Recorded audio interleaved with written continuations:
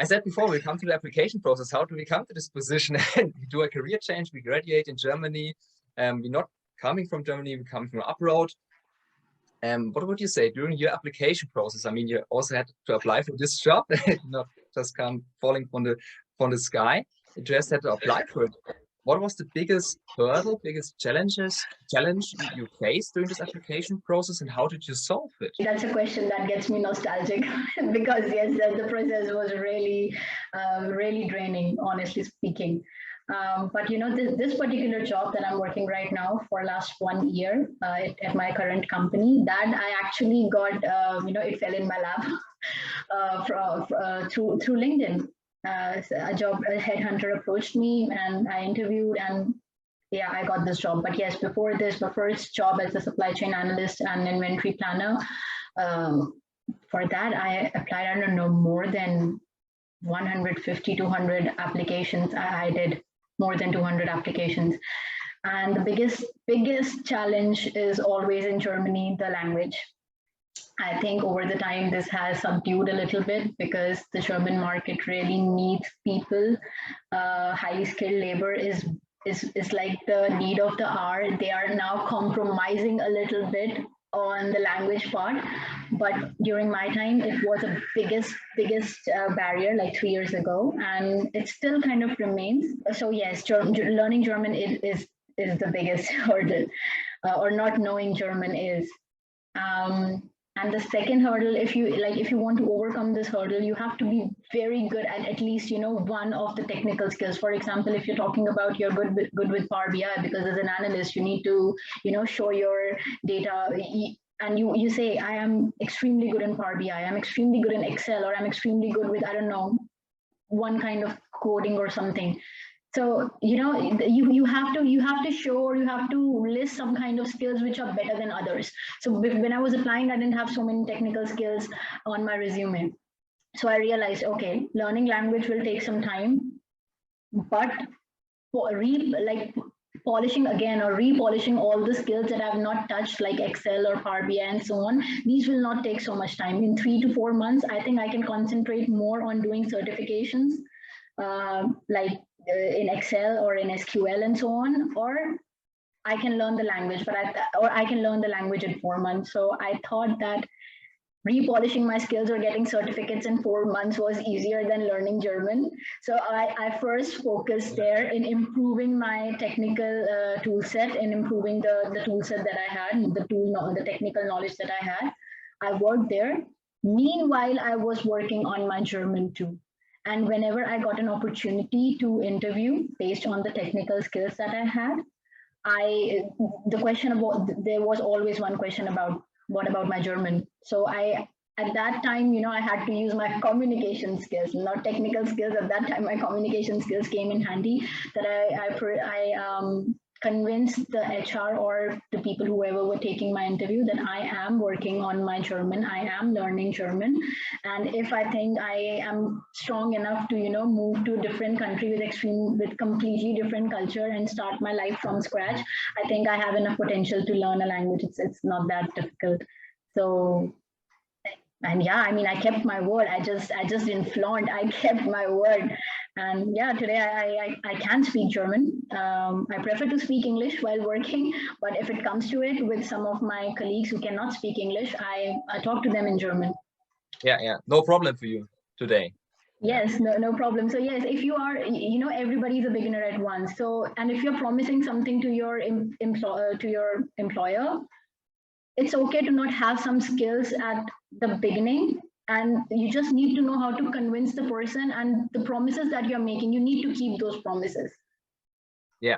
So, that you really, this person who's willing to learn German and German work culture, what else you may be currently lacking, convince them that you are this person who's able to learn it and will learn it. Exactly. In fact, you can put that in your resume also, that, you know, you are learning. Like, it's not always you don't have to put everything that you have achieved in your resume. You can also put something that you are working on yourself. So yeah, very exciting point that you're also currently still working on something, and you finished your degree, okay, now seeking for a job. No, I'm still currently improving myself. I'm working on my So yes, I mean, if you can put your job, if you can put your current job, like joined on this date and till present, why not a skill that you're learning to put in yes, process? yes, yeah. But what are you actually today doing? Yeah, the recruiter sees your resume. Yeah, and tip I can give to you visitors, viewers. Um, your counterpart is asking him or herself, okay, what is he doing today? Is he doing a part-time job? Is he learning German? Is he learning technical skill? Share with us, please, in the resume. Yeah, don't just say, okay, in 2022 in August, I finished my degree, and now the last 3 months, yeah, okay, I'm seeking for jobs, but that's it. Really, you're spending 40, 50, 60 hours a week seeking for jobs, nothing else. Yeah, there's always something else. Yeah, you can share. Short answer: when you got your first job, and which term level do you now have? 3 years later. I was studying. I mean, I started with B1, so I had A2. I completed A2, and I was studying with B1. And today I have completed B2, and next year I will be starting with C1. Okay, okay, great. Good. Thank you for sharing with us. Another question here. I mean, you also not talked about only German language, you also talked about German culture. In the end, it comes together, but it's still different topics. What is important for an engineer coming from India, for example, who is currently located in Germany? What should she or he consider in terms of German work culture when working at a German company? What should she pay attention to? So when we're talking about the engineers coming from Asia or India, let's say, and I'm not generalizing. Okay, I'm generalizing. I'm not saying that everybody is like that. I'm actually generalizing that Indian engineers, and that included me also at one point of time, Yeah. we just hear, we don't listen, and we start working on things like, okay, you tell me some problem, and if your problem statement has 10 lines, let's say you're going to tell me a problem statement which has 10 sentences, I think I'll hear just, or engineers, Indian engineers, they will hear just first 5 sentences and they start building solutions. No, when the Germans are talking, you have to listen to the end of the sentence. And this is something that I can also tell from, this concept trend bar and verb. So, sometimes the verb is ended at the end of the sentence. Ich nehme das mit. So if you have to hear until the end of the sentence to actually know the correct form of taking, naming. So it's also with the sentences, with the problems also. You have to be a good listener, because as far as my experience has been here, Germans are very good planners. They already have the solution. They've already planned what they want. They just don't know how to execute it, or they just don't have enough people who can help them execute their solution or their plans. And that's where they need engineers. They need more people who can think in the same way. So, it's the best thing that you can do is be good listeners to a problem, and do not just jump to the solution at first go. We know that you're engineers, we know you are meant to solve problems and design solutions, but we already have a plan. Listen to us and then act on it. Other thing about in being in German culture, I realize is that, like, when you're coming from your own country, you already have some peculiarities or something that you have from your own culture. You cannot come to a different country and say to that person, oh, this is how we do it in India, this is how we do it. No, you're not in India. You are here for an opportunity. You are here in a different country, and that's how you have to do things in a certain way, until and unless that's completely wrong. But or you have something that is revolutionary. I think it's good that you adapt, you learn to adapt, because you are here, you have left your country, nobody forced you to do that, you left it on your own will. So one should be a little bit adjusting, to understand how people work here. This is a very weird example. Sometimes people think that when we are on a video conversation, we just don't need to open our cameras. It's just okay if we are talking. But with these times when we are not going to office so much, like my job is completely as home office, I have to work from home. There is no connection. You cannot feel the person. But I think it is important here when you're talking to someone you can ensure if the person is on the video, he is listening to you. You know, it's not like he has turned his video off and going and making his breakfast or eating his breakfast. You are relieved that the person is in the video, in the call, he is listening to me. And that's, you know, that goes back to my first point, that you become a good listener. Yeah. If you're a good listener, you will be attentive. You will be talking to the person. You will be looking at the person, at least, if not physically, but at least through screen. So yeah, try to learn these things, these small nuances, what people are doing, how they are behaving, and try to. Sometimes the best way is to try to you know, to be the mirror image of that. Sometimes being the mirror image helps.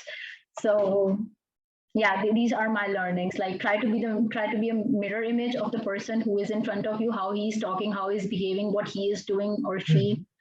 And yeah, be good listeners. And remember, you are in another country, so sometimes you have to adjust according to the ways, and you cannot bring your old habits. Yeah. You should adapt to the culture here and be a good listener. And this was the mirror image. I found a very exciting and helpful tip.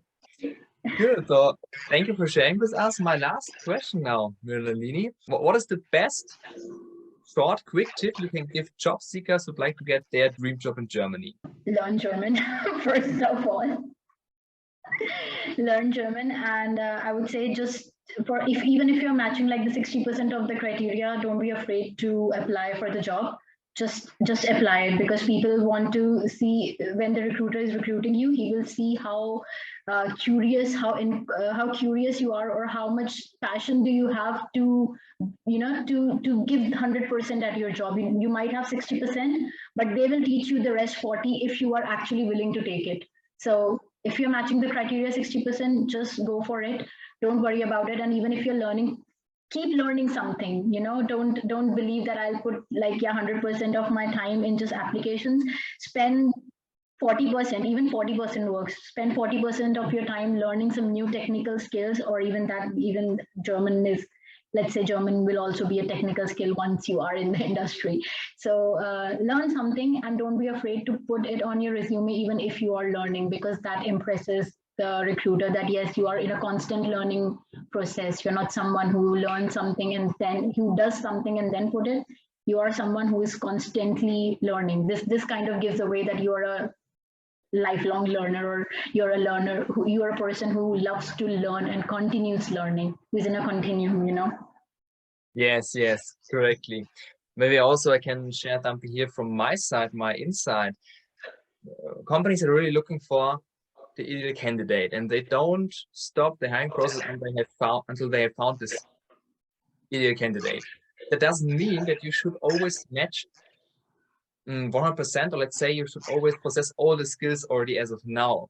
That means that you, for example, when you're lacking some skills, at first you have to have a basic understanding what this job is basically about. Yeah, you should be familiar with it. You should know what is happening here, what product services in the end delivered. Yeah, you can say, oh, I'm a supply chain analyst, or I'm a customer support, or a consultant. Yeah, but what do you consult on? Yeah, what do you care for when you're analyzing things? Yeah, what is the basic product here? And are you familiar with this product basically? Yeah, so this is most important. Then you may lack some skills in the meaning of that you don't have the software skills, or that you say, okay, I know the software, I know the skill, but not that in the deepened way. Yeah, then see yourself still as the ideal candidate and say to yourself, okay, I'm now still matching 100% because I have the willingness to learn it. And I'm already now have this foundation for it. Here, foundation is completely filled. Yeah, this window 100%. Yeah, okay, not in this direction. I have to stack up, yeah, different layers. I have to learn, but this is then happening over the next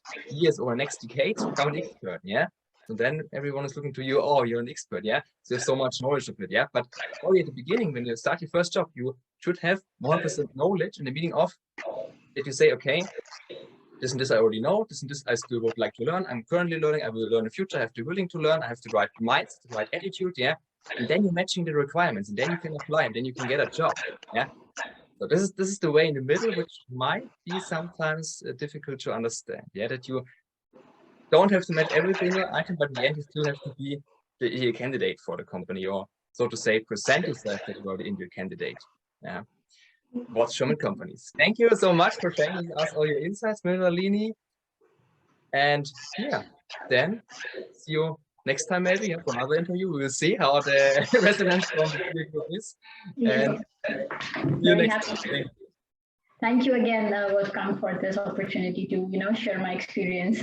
I hope it can help someone. If you are in the situation that you currently have limited German skills, so to say, have currently possess A2, B1 level, somewhere in this area, and you'd like to learn how can you, even though you have those limited German skills, still get your dream job in Germany, and would also like to learn how can you still present yourself in a convincing way that your counterpart says, okay, we still can hire this engineer, we can still hire you. If you like to learn how to achieve the same, simply apply with me for free initial interview. For this, go now on my website, wolfgangkrüger.com/career, for the case you're a full-time engineer, respectively wolfgangkrüger.com/English in the case you're a student or a career starter, and in any case, fill out my application form. I look forward to meeting you and get your dream job now at wolfgangkrüger.com.